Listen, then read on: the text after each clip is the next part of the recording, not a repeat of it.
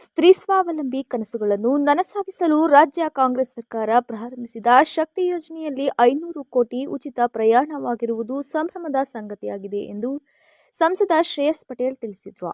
ಪಟ್ಟಣದ ಬಸ್ ನಿಲ್ದಾಣದಲ್ಲಿ ಇಂದು ಏರ್ಪಡಿಸಿದ್ದ ಶಕ್ತಿ ಯೋಜನೆ ಸಂಭ್ರಮಾಚರಣೆ ಕಾರ್ಯಕ್ರಮದಲ್ಲಿ ಭಾಗವಹಿಸಿ ಮಾತನಾಡಿದ ಅವರು, ಪಂಚ ಗ್ಯಾರಂಟಿ ಯೋಜನೆಗಳನ್ನು ಜಾರಿಗೊಳಿಸುವ ಮೂಲಕ ಸರ್ಕಾರ ಜನಸಾಮಾನ್ಯರು ಹಾಗೂ ಬಡವರ ಪರ ಕಾಳಜಿ ವಹಿಸಿ ಕಾರ್ಯನಿರ್ವಹಿಸುತ್ತಿದೆ.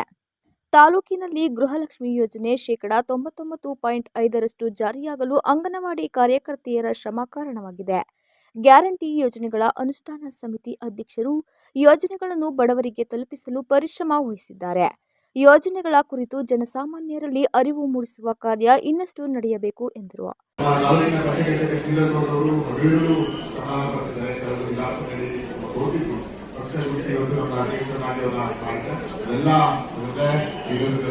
ಐದು ಗ್ಯಾರಂಟಿಗಳನ್ನ ಬಡವರಿಗೆ ತಲುಪಿಸುವಂತ ಕೆಲಸವನ್ನ ಮಾಡ್ತಿದ್ದಾರೆ. ಅವರಿಗೆ ಎಲ್ಲ ಪರವಾಗಿ ಕೃತಜ್ಞತೆಗಳನ್ನ ವೈಯಕ್ತಿಕವಾಗಿ ಕೃತಜ್ಞತೆಗಳನ್ನ ಯಾರು ಬಡವರು ದಿನದಂತೂ ಹಿಡಿದಿರುವಂತ ಅಂತಾರೆ ಅವ್ರಿಗಷ್ಟೇ ರಾಷ್ಟ್ರಗಳಾಗಿರ್ಬೋದು ಸಮಾಜಗಳಾಗಿರ್ಬೋದು ಗೌರವಿಸಬೇಕು. ಹಾಗಾಗಿ ಎಲ್ಲ ಇವತ್ತು ಜನಪ್ರತಿನಿಧಿಗಳಾಗಿರೋದು ಬಡವರ ಆಶೀರ್ವಾದದಿಂದ ದಿನದಂತೂ ಹಿಡಿದಿರುವುದು ಎಲ್ಲರ ಆಶೀರ್ವಾದದಿಂದ ಜನಪ್ರತಿನಿಧಿಗಳಾಗಿ ಯಾವತ್ತೂ ಕಾರ್ಯವಾಗುತ್ತೆ. ಎಲ್ಲ ಮನವಿ ಮಾಡ್ತೀವಿ. ಪಂಚ ಗ್ಯಾರಂಟಿಗಳ ಬಗ್ಗೆ ಇನ್ನಷ್ಟು ಮಾಹಿತಿಯನ್ನು ಕೊಡುವ ಕೆಲಸವನ್ನು ಮಾಡಬೇಕು. ತಾಲೂಕು ಗ್ಯಾರಂಟಿ ಯೋಜನೆ ಅನುಷ್ಠಾನ ಸಮಿತಿ ಅಧ್ಯಕ್ಷ ಎಚ್.ಪಿ. ಶ್ರೀಧರ್ಗೌಡ ಮಾತನಾಡಿ, 2 ವರ್ಷದಲ್ಲಿ ತಾಲೂಕಿಗೆ ರು. 408 ಕೋಟಿ ಹಣ ಸರ್ಕಾರದ ವಿವಿಧ ಗ್ಯಾರಂಟಿ ಭಾಗ್ಯಗಳಿಗೆ ಬಿಡುಗಡೆಯಾಗಿದ್ದು, ಪ್ರತಿ ಕುಟುಂಬಕ್ಕೆ ರು. 5,000 ಗ್ಯಾರಂಟಿ ಸೌಲಭ್ಯದ ಹಣ ದೊರೆಯುತ್ತಿದೆ. ಆದರೆ ಹಳ್ಳಿಗಳಲ್ಲಿ ಗ್ಯಾರಂಟಿ ಯೋಜನೆ ಬಗ್ಗೆ ಕೆಲವರು ನಕಾರಾತ್ಮಕವಾಗಿ ಮಾತನಾಡುತ್ತಿರುವುದು ಬೇಸರದ ಸಂಗತಿ. ಗ್ಯಾರಂಟಿ ಯೋಜನೆಗಳ ಕುರಿತು ಅಪಪ್ರಚಾರ ಮಾಡುವವರಿಗೆ ಫಲಾನುಭವಿಗಳೇ ತಕ್ಕ ಪಾಠ ಕಲಿಸಬೇಕು ಎಂದರು.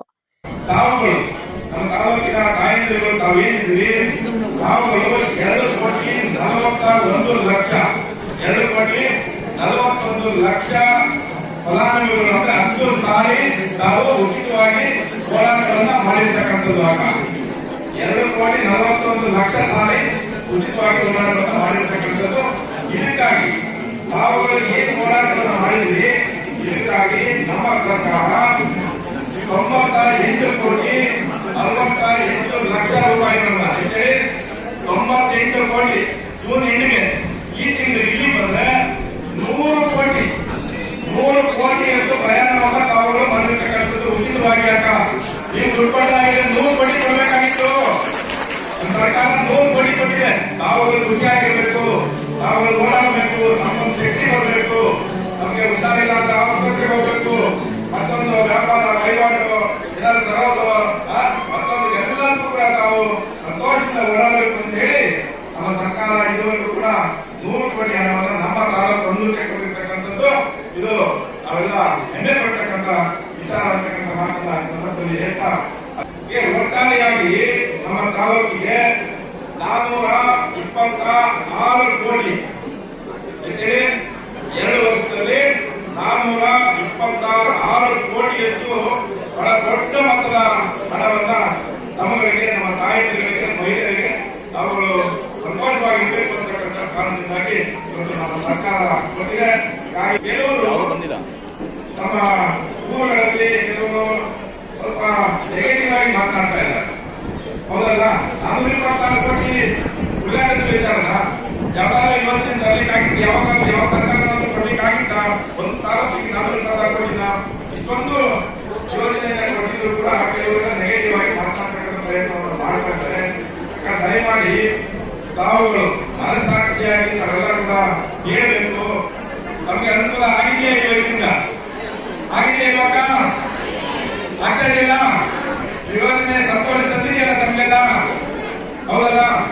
ಆದ್ರೆ ಯಾರೋ ಕೆಲವರು ಅಪಪ್ರಚಾರ ಮಾಡಲಿಕ್ಕೆ ಹೊರಡ್ತಾ ಇದ್ದಾರೆ. ಅಂತವರಿಗೆ ತಾವೇ ತಕ್ಕ ಬುದ್ಧಿ ಕಲಿಸಬೇಕು. ರಸ್ತೆ ಸಾರಿಗೆ ಸಂಸ್ಥೆ ವಾಹನಗಳಿಗೆ ಪೂಜೆ ಸಲ್ಲಿಸಿ ಸಿಹಿ ವಿತರಿಸಿ ಸಂಭ್ರಮಾಚರಣೆ ನಡೆಸಲಾಯಿತು. ಶಕ್ತಿ ಯೋಜನೆ ಯಶಸ್ಸಿಗೆ ಶ್ರಮಿಸಿದ 8 ಮಂದಿ ಚಾಲಕ ನಿರ್ವಾಹಕರನ್ನು ಗೌರವಿಸಲಾಯಿತು.